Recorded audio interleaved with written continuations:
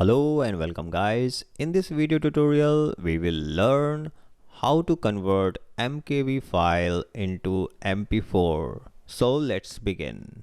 For this guys we need only VLC media player. So just click VLC media player icon and open it. And now just click on media. Click on convert/save. A small window will be opened. Here you can add MKV file that you want to convert into MP4. And now let's follow the further instructions which is showing in this video tutorial.